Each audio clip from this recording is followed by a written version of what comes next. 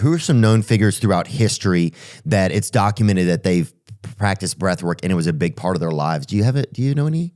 There's so many. And if you look at ancient literature, there were all these Swamis, there were all these Buddhist monks, there were all these Rinpoches that were supposedly doing things that were impossible according to our understanding of biology and medicine right now until you bring them into a lab. And so in the 70s, they started doing this. One guy was Swami Rama. This guy who grew up in the mountains of the Himalayas, been meditating. Swami Rama, bring him up. Sorry, I interrupted you. No, that's cool. The mountains of the Himalayas, go on. Yeah. Since he was 4 years old, he was trained to be a monk.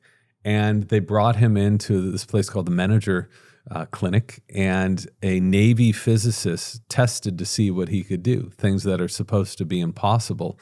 And he was able to flutter his heart rate on command at 300 beats per minute on command. And then what's our regular heart rate? If you're healthy, 50.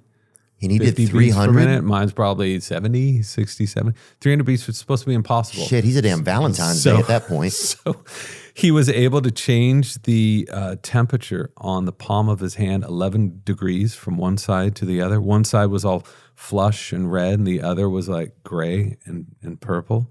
And in another test, and this was reported in the New York Times, he was able to enter states of deep sleep while still being conscious and repeating everything that happened in the room around him. All of this is supposed to be impossible. He proved it, and it also establishes credence to all these other stories of these ancient monks doing this stuff. Wow. And he said the foundation of all of this was breathing. You have to start with that. Then you have to learn to meditate, and then you can do all this other stuff. But it starts with that. Yeah, I wonder, how would you even be able to do something like that? You focus on your breath, you meditate, and I can tell you I've seen people do things that are much crazier than that. Like?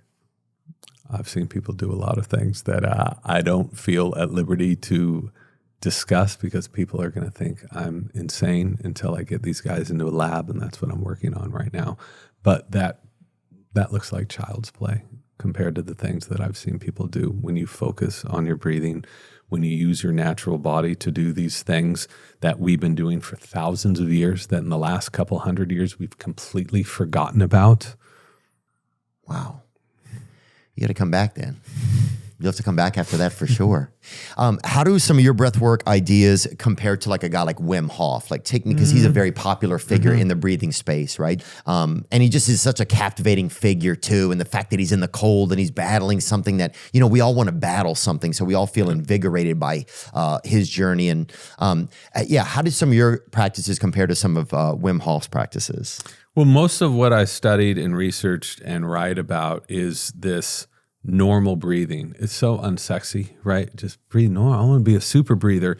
But what you realize is the vast majority of people are breathing dysfunctionally. And so what I'm trying to bring awareness to and to have people do first before they go and do crazy breathwork stuff is to learn normal breathing, because you're never going to be able to get a ton out of breathwork practices unless your foundation is solid. It's like you want to run a marathon. Would you just stand up and run a marathon, or would you try to train a little bit and get a proper foundation, get the right biomechanics? So that's what most of the book is about, is because so many people are breathing dysfunctionally that they have all of these underlying issues that are tied to it and they don't realize it.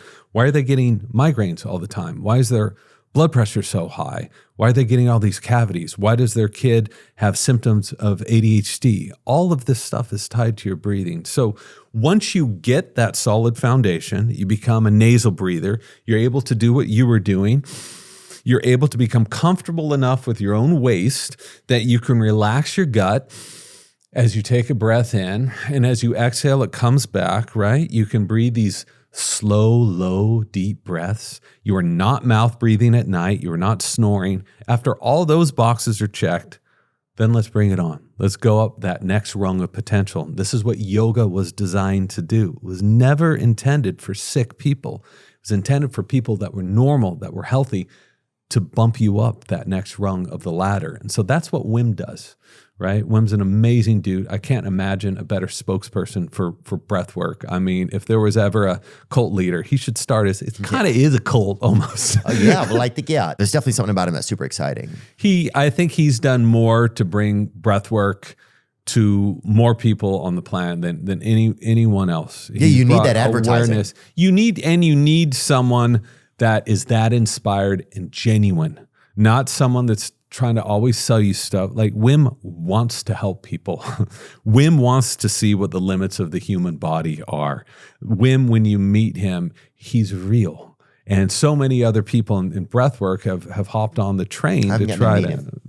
You haven't met him? Nuh-uh. Okay. No, the guy is you met him? magnetic. Is he really? I absolutely. Yeah. That's cool. No, I mean, you can feel it through the screen. You know, you feel it when you watch him. And you need an advertising piece for things like that. Like you need something like a shiny figure that's out there so that people can also then come and absorb your information. I mean, look at this, dude. Yeah. Because, dude, you know how many thick white dudes are just hiding in their freezers in the garage right now?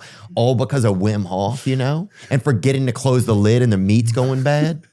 But people were not doing this so we knew all about these benefits, but the people training you how to breathe properly was a respiratory therapist, you know, in a hospital.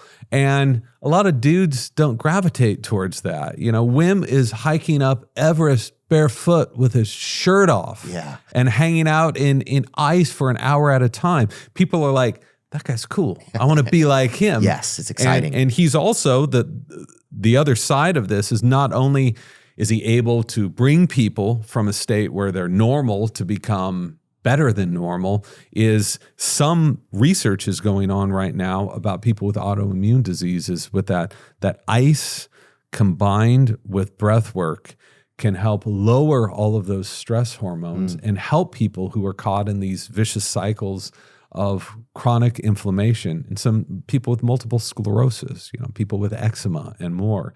And this is something that's free. You got to buy a freezer, right? Put some ice in it. Yeah. But beyond that, it's a pretty low amount of cash you need to spend up front in order to do these things. If you can't afford an ice bath, take a cold shower, right? A lot of the same benefits.